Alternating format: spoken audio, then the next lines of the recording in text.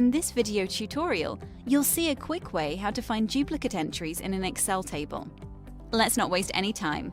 This is how to do it. There are more ways to hide a column or columns in a spreadsheet.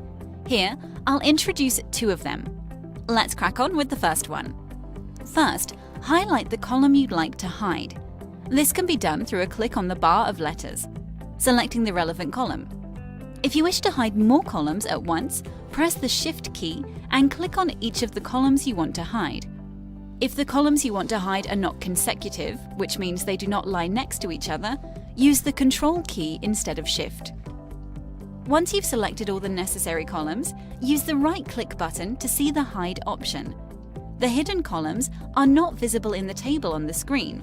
They also won't be printed out if you were to do so with the spreadsheet. But they've not been deleted. You can unhide them anytime. Alright, let's undo the changes now, and let's have a look at the other way to hide columns too. Select the columns again, this time by dragging, then go to Home tab, Cells section or group, use Format button to get to the Format menu. Find Hide and Unhide option and select Hide Columns. And the work's done.